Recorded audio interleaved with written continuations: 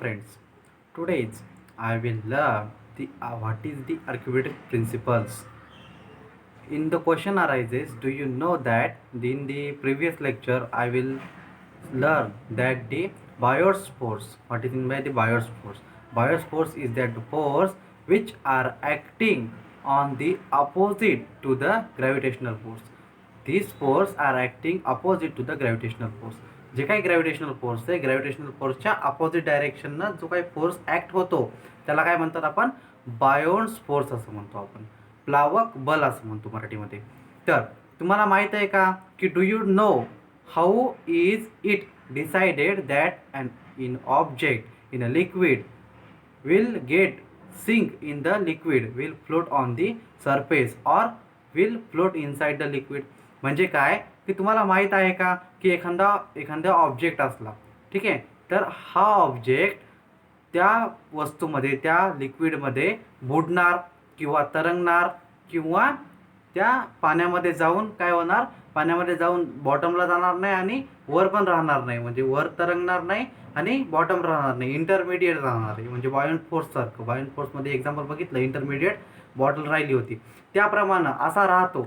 तर कोणत्याही सबस्टन्सकडे बघून हा जो पेन आहे, हा पेन जर आपण पाण्यामध्ये टाकला तर हा बुडतो का किंवा हा तरंगतो का, किंवा हा हे पुस्तक असेल, हे पुस्तक बुडते का, तरंगते का, किंवा हा पुष्टा असेल तर हा पुष्टा बुडतो का, तरंगतो का, किंवा इंटरमिडिएट राहतो का, असं आपण सांगू शकतो का? नाही. तर हे केव्हा सांगू शकतो जेव्हा आपण प्रयोग करतो. आणि मग प्रयोगाचा निष्कर्ष असा आलाय की द ऑब्जेक्ट फर्स्ट आहे, the object float if the buoyant force is larger than its weight. म्हणजे काय की बायोंट फोर्स जे काही वर येण्याचा जो फोर्स असतो, म्हणजे ग्रॅव्हिटेशनल फोर्सच्या अपोजिट डायरेक्शनला जो फोर्स ॲक्ट होतो तो फोर्स जास्त असेल, म्हणजे बायोंट फोर्स जर जास्त असेल दॅन इट्स वेट, म्हणजे त्याच्या वेटच्या जास्त बायोंट फोर्स असेल. वेट म्हणजे काय, मास इंटू ग्रॅव्हिटेशनल ॲक्सलरेशन किंवा ॲक्सलरेशन टू द ग्रॅव्हिटी, म्हणजे mg. On your screen you see weight W equal to m into g as like a force सारखं सेम.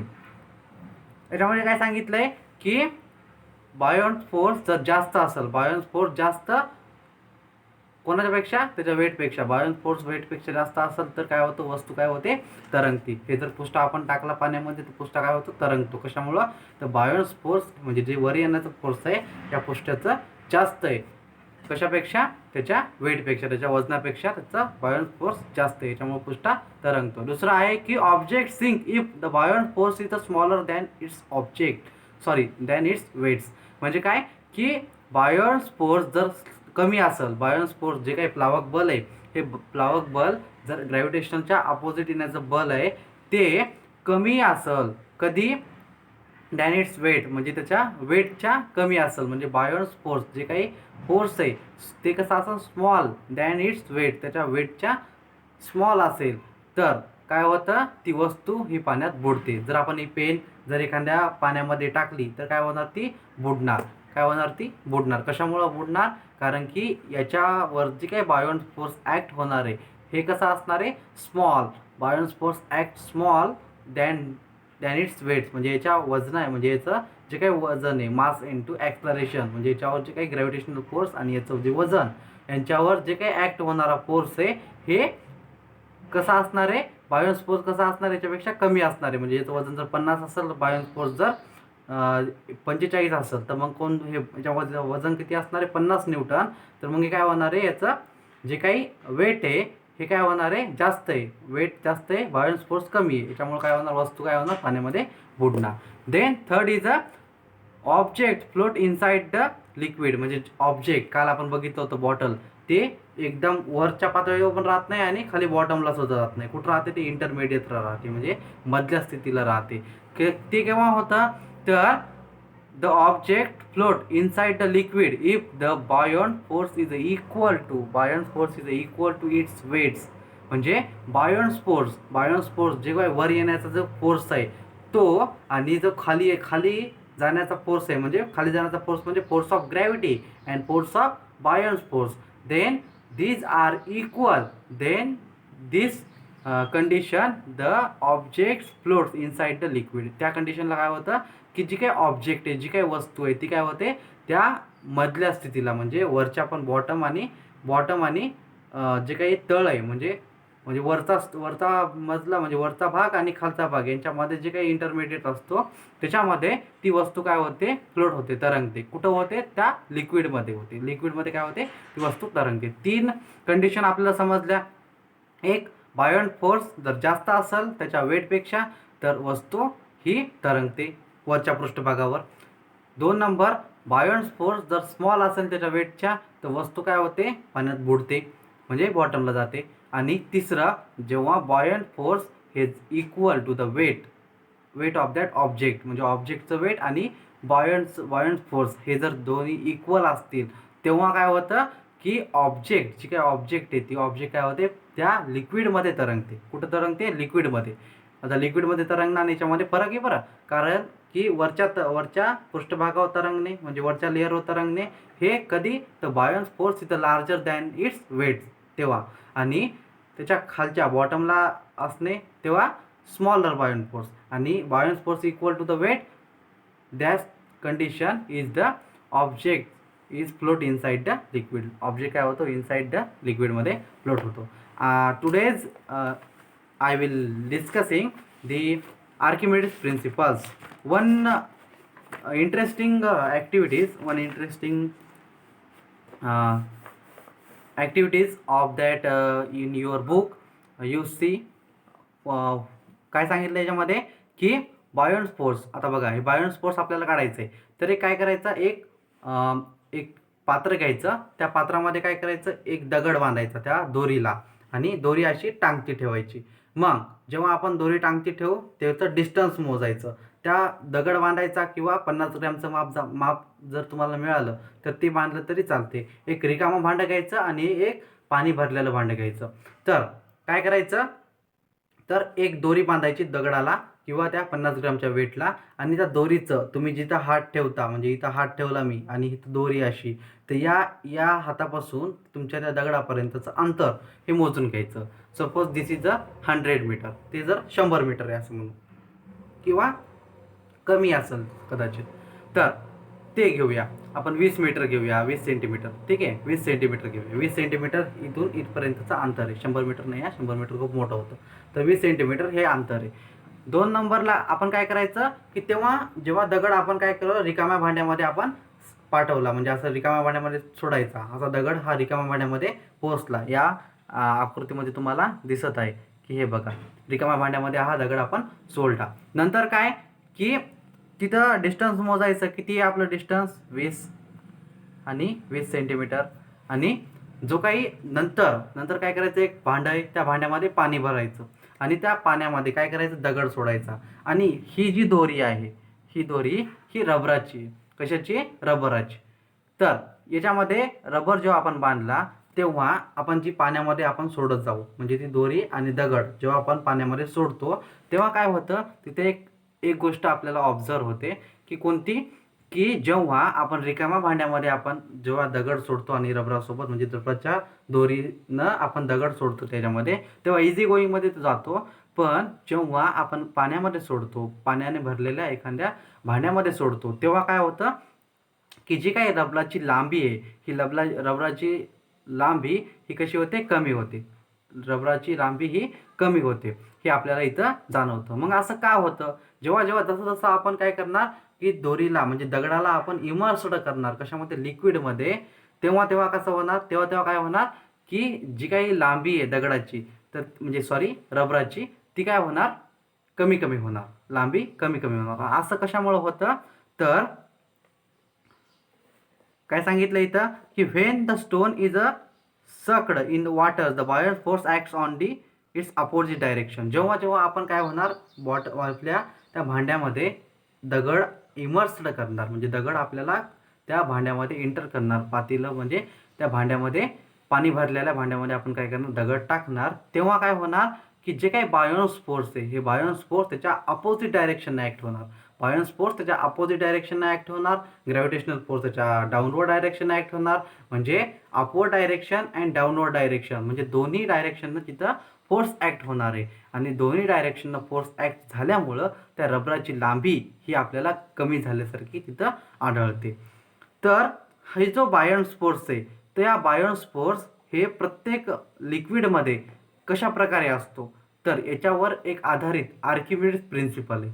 तर आर्किमिडीज यांनी हा बायोन्स फोर्स प्रत्येक म्हणजे लिक्विडमध्ये कोणत्या कोणत्या म्हणजे सर्व काय याच्यामध्ये सर्व लिक्विडमध्ये बायोन्स फोर्स सारखा असतो का, किंवा बायोन्स फोर्स त्याचं मॅग्निट्यूड हे इक्वल असतं का, तर याच्यावर त्यांनी एक प्रिन्सिपल, त्यांचं एक तत्व आहे. तर ते तत्व काय आहे की when an object is partially or fully immersed in the fluid, जेव्हा एखादी वस्तू ही पार्शियली म्हणजे काय, अर्धी भरलेली, or fully immersed in a fluid म्हणजे काय की लिक्विड आणि गॅसेस यांचं कॉम्बिनेशन म्हणजे आपण फ्लुइड म्हणतो.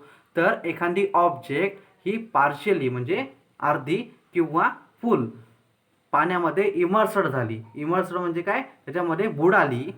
इन अ फ्लुइड म्हणजे जे काही पाणी आहे किंवा एखादी गॅसेस असेल, गॅसेसचं कंटेनर, त्याच्यामध्ये जेव्हा ती ऑब्जेक्ट बुडाली, a force of buoyancy acts on it, त्याच्यावर काय होतं, जेव्हा बुडते पाण्यामध्ये किंवा गॅसेसमध्ये, वॉटर अँड म्हणजे liquid and gases are called as a fluid, द्राव्य म्हणतात त्याला मराठीमध्ये.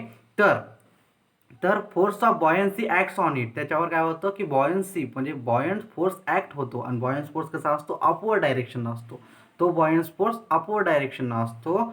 This force is equal to the weight of the fluid displaced by the object. आणि हा जो फोर्स असतो, जो काही बॉयंट फोर्स आपण म्हणतो, हा फोर्स किती असतो, तर हा फोर्स त्या ऑब्जेक्टनं, ज्या वस्तूनं, आपण याच्यामध्ये दगड टाकला होता किंवा त्याच्यामध्ये बॉटल होती आपल्या मागच्या एक्झाम्पलमध्ये, तर हा बॉयंट फोर्स किती असतो, तर हा बॉयंट फोर्स त्या ऑब्जेक्टनं जे काही द्राव्य आहे, जे काही लिक्विड किंवा गॅसेस, लिक्विडबद्दल बोलायचं झालं तर त्या ऑब्जेक्टनं या लिक्विडला किती आपण काय केलं म्हणजे बाजूला सारलं, किती लिक्विडला म्हणजे किती द्राव्यला बाजूला सारलं, त्याच्या जेवढं बाजूला सारलं 100 ग्रॅम बाजूला सारलं, तर 100 ग्रॅम म्हणजे त्याचं वेट झालं. तर हे वेट आणि बॉयन्स फोर्स हा इक्वल असतो ते सांगतात. काय सांगतात की बॉयन्सी फोर्स म्हणजेच ऑब्जेक्टनं जे काही द्राव्यला बाजूला सारलं, त्या बाजूला सारल्यावर जे काही वायू आहे त्या वायूचं वजन किंवा त्या लिक्विडचं वजन, त्या वजना एवढं, म्हणजे जर एखादा दगड आहे, तुम्हाला समजण्यासाठी एक दगड आहे, याच्यामध्येच आपण एक्झाम्पल घेऊया. याच्यामध्ये वॉटर आहे, फुलफिल वॉटर आहे आणि हा दगड आहे, ठीक आहे, हा रबर बँड. तर हा दगड काय करतो की हा दगडनं जेवढं काही याचं बघा, हे एवढा जे काही वस्तुमान त्याचं दिसायला आहे, या दगडानं किती पाण्याला बाजूला सारलं, तेवढ्या पाण्या इतकं वजन म्हणजेच काय असणार आहे, ते बॉयन्स फोर्स असणार आहे. तेवढं म्हणजे बॉयन्स फोर्स असणार आहे. किंवा एखादा gas, suppose that this is a stone and it is a empty container, त्याच्यामध्ये फक्त गॅस आहे, म्हणजे जर काही नसतं म्हणजे गॅस असतं आपल्याला माहिती आहे. तर तिथं बॉयन्स फोर्स किती असणार आहे, तर तिथं बॉयन्स फोर्स असणार आहे की त्या दगडानं त्या तिथल्या वायूला ते जेव्हा इमर्स्ड झालं, त्याच्यामध्ये बुलडं, तेव्हा त्या वायूला किती प्रमाणामध्ये, किती त्या वायूला बाजूला सारलं, तर तेवढं काय असणार आहे, तेवढं म्हणजेच काय, किती वायू म्हणजे जर पाणी असेल त्याच्यामध्ये किती ग्राम किंवा किती लिटर हे पाणी बाजूला सारलं, मग तेवढ्या लिटरचं वजन म्हणजेच काय असणार आहे, बॉयन्स फोर्स असणार आहे. समजलं तुम्हाला buoyance force is nothing but the object immersed in the liquid and the weight of the fluid displaced by the object, म्हणजे जे काही ऑब्जेक्टनं वेट जे काही डिस्प्लेस्ड केलं आहे, जे काही लिक्विडमधलं जे काही पाणी आहे, त्या पाण्याला किती प्रमाण म्हणजे किती भाग म्हणजे डिस्प्लेस म्हणजे किती जागा व्यापली त्या दगडानं, किती जागा व्यापली त्या ऑब्जेक्टनं, तर तेच म्हणजे काय, त्याचं जे काही वेट म्हणजेच काय लिक्विडला बाजूला सारल्याचं वेट, त्या लिक्विडचं वेट म्हणजेच काय असणार आहे, फोर्स ऑफ बॉयन्सी असणार आहे. फोर्स ऑफ बॉयन्सी आपण म्हणतो. हे तुम्हाला लक्षात आलं असेल कदाचित. तर नाही आलं तर मला सांगा. यूज युअर ब्रेन काय सांगितलं आहे की यूज युअर ब्रेनमध्ये एक इंट्रोडक्शन टू द सायंटिस्टचं इंट्रोडक्शन दिलं आहे. आर्किमिडीज या सायंटिस्टचं इंट्रोडक्शन दिलं आहे. Archimedes was great scientist and mathematician with sharp intelligence. Archimedes हा ग्रेट सायंटिस्ट होता आणि मॅथमॅटिशियन होता आणि हुशारसुद्धा होता. He found out the value of the pi by the numerical calculations. त्यांनी पायची जी काही आपण गणितामध्ये पाय हिची व्हॅल्यू वापरतो, अपरिमेय संख्या, याची व्हॅल्यू जी 3.14 अशा प्रकारे असतो ना, तर ती व्हॅल्यू या आर्किमिडीज सायंटिस्टनं शोधून काढली. His knowledge of the levers the pulley wheels in the physics म्हणजे जे काही चाकं किंवा चक्री physics was useful to the Greek army in the fighting the against the Roman army. जेव्हा ग्रीक आणि रोमन यांच्यामध्ये युद्ध चालू होतं तेव्हा त्यांना चक्री म्हणजे चाकाचा शोध लावला होता. He becomes the famous due to his work in the geometry and mechanics. आणि हा फेमस आहे कशामध्ये, जॉमेट्री आणि मेकॅनिक्स जे काही फिजिक्सची ब्रांच आहे आणि मॅथमॅटिक्सची ब्रांच जॉमेट्री आणि फिजिक्सची ब्रांच मेकॅनिक्स याच्यामध्ये त्याचं वर्क हे खूप फेमस आहे. When he enter in the bath tub for the taking the bath he discover the above principles by the observing the overflowing the waters. He comes out in the same state shooting eureka meaning I found it. Means that काय सांगितलं यांनी की जेव्हा आंघोळ करायला त्यांच्या बाट टबमध्ये, काही युरोपीय राष्ट्र आहेत त्याच्यामध्ये तिकडं कल्चरल थोडंसं वेगळं आहे, तर तिथं बाट टब असतात.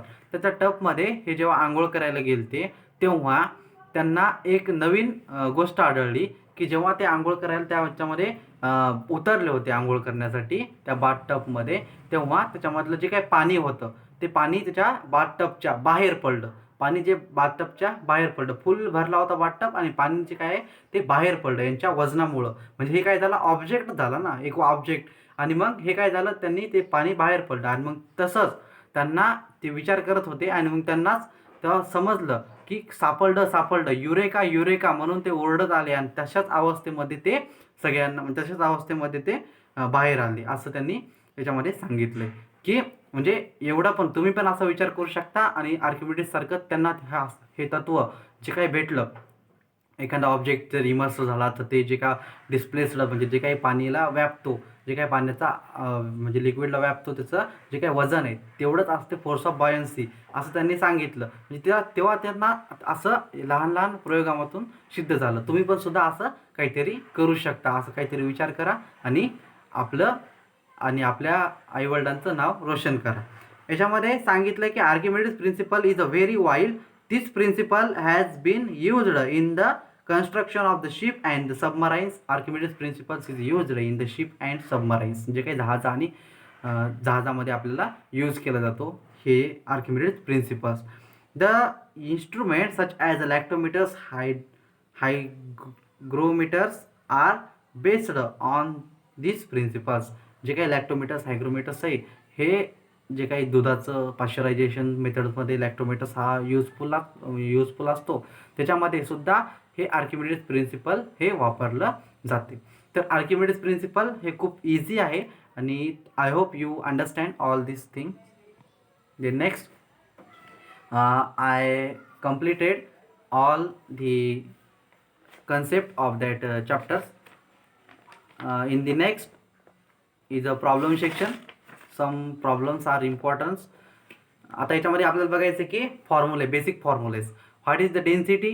Density means that mass upon volumes, म्हणजे वजन, मास अपॉन व्हॉल्यूम म्हणजे जे काही वजन आहे. म्हणजे हे पेन आहे, या पेननं किती व्हॉल्यूम्स, हे जे पेन आहे मी आपल्या हातावर ठेवायलो, तर या पेननं हे किती जागा व्यापली. व्हॉल्यूम म्हणजे काय की व्हॉल्यूम म्हणजे काय, त्याचा आकारमान, त्या वस्तूनं किती आकारमान वाटलं. याचं काय असणार आहे, वजन असणार आहे, काहीतरी ग्राम वजन असणार आहे. आणि या वजनानं किती माझ्या तळहातावर जागा व्यापली, तर हे काय असणार आहे, याचं डेन्सिटी असणार आहे, mass upon volumes. These are called as a density.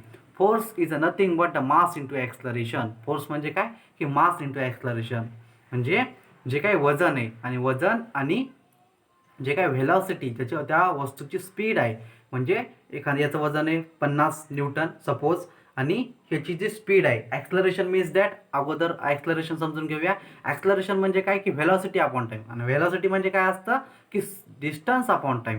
आता distance upon time, velocity upon time म्हणजेच ॲक्सलरेशन, हो की नाही. तर डिस्टन्स अपॉन टाईम म्हणजे काय की या वस्तूनं किती डिस्टन्स, एवढ्या 10 मिनिटामध्ये या वस्तूनं किती डिस्टन्स पार केलं, म्हणजे ही झाली स्पीड किंवा व्हेलॉसिटी. तर व्हेलॉसिटी म्हणजे स्पीड झाली, हे झालं डिस्टन्स. काय झालं, डिस्टन्स अपॉन टाईम म्हणजे व्हेलॉसिटी म्हणजे स्पीड झाली. तर मग या वस्तूची ती स्पीड, ते स्पीड किंवा ती व्हेलॉसिटी भागीला टाईम, व्हेलॉसिटी भागीला टाईम म्हणजे त्याच्या भागीला अजून टाईम म्हणजेच काय ॲक्सलरेशन. आणि मग फोर्स म्हणजे काय की मास इंटू ॲक्सलरेशन म्हणजेच काय फोर्स, हे लक्षात ठेवा. Acceleration is nothing but the velocity upon time v/t. Then आता नवीन आहे की रिलेटिव्ह डेन्सिटी. रिलेटिव्ह डेन्सिटी म्हणजे काय की property of density is useful in the decline the purity of the substance. The relative density of the substance is expressed with respect to the density of waters. Relative density is equal to the density of the substance divided by density of the waters. म्हणजे relative density म्हणजे काय की density of the substance, सबस्टन्सची जी काही एखाद्या पदार्थाची जी density आहे, ही density ही वॉटरच्या related असते. त्याच्यामुळं पदार्थाची, म्हणजे कोणताही पदार्थ असो, या पदार्थाची जी काही डेन्सिटी आहे, पदार्थाची जी काही मास अपॉन व्हॉल्यूम आहे, तर ती म्हणजेच डेन्सिटी, या पदार्थाची डेन्सिटी भागीला पाण्याची डेन्सिटी, म्हणजे पदार्थाची डेन्सिटी भागीला पाण्याची डेन्सिटी म्हणजेच काय असतो की म्हणजेच काय असतं रिलेटिव्ह डेन्सिटी. आणि पाण्याची डेन्सिटी किती असते 10⁻³ kg पर व्हॉल्यूमचं काय असते मीटर क्यूब, kg पर मीटर क्यूब. याच्यानंतर आपल्याला बघायचं आहे की pressure. What is in by pressure. Pressure म्हणजे काय force upon area. Force upon area म्हणजे प्रेशर. म्हणजे आपण बघितलं होतं की फोर्स जेवढ्या एखाद्या वस्तूवर किती फोर्स ॲक्ट केला आणि त्याच्या भागीला एरिया म्हणजे फोर्स अपॉन एरिया म्हणजे प्रेशर. वेट म्हणजे काय की मास इंटू ग्रॅव्हिटेशनल ॲक्सलरेशन, म्हणजे जे काही जी आहे मास, वेट म्हणजे काय की m इंटू जी आपण म्हणतो. तर मास इंटू ग्रॅव्हिटेशनल ॲक्सलरेशन म्हणजे ग्रॅव्हिटी ऑन दॅट ऑब्जेक्ट, त्याच्या मास आणि त्याच्या मल्टिप्लिकेशन ग्रॅव्हिटेशन म्हणजे त्यांच्या दोघांचा गुणाकार म्हणजेच आपण वेट म्हणतो. जीची किंमत आपल्याला माहिती आहे की 9.8 मीटर पर सेकंड स्क्वेअर, आणि जीची CGS, जे काही CGS MKS आणि CGS असं सिस्टीम असतं त्याच्यामध्ये 980 सेंटीमीटर पर सेकंड स्क्वेअर अशा प्रकारे आहे. Velocity is equal to distance upon time, I will discussing, and velocity is nothing but the speed. These are the same quantity. Weights and force are similar. Weight आणि force similar आहे. कशामुळं की त्याच्यामध्ये पण काय असतं की मास इंटू ॲक्सलरेशन असतं, आणि इथं सुद्धा काय वेटमध्ये की मास इंटू ग्रॅव्हिटेशनल ॲक्सलरेशन, आणि gravitational acceleration nothing but acceleration. That's why mass, weight and force are the similar quantity. काय वेट आणि फोर्स ही सिमिलर क्वांटिटी आहे. मग तुम्हाला जर विचारलं की pressure is equal to the force upon area असं आहे, तर मग pressure is equal to formula असा सुद्धा होऊ शकतो की वेट अपॉन एरिया, म्हणजे force and weight are the similar quantity. This is a closing of the chapters. You have any problems, you can send on this group. Okay. In the tomorrow lecture, I will discussing the some problems solved and unsolved, and you read all content of the chapters, and any difficulties you can send me. Okay, I will stop here.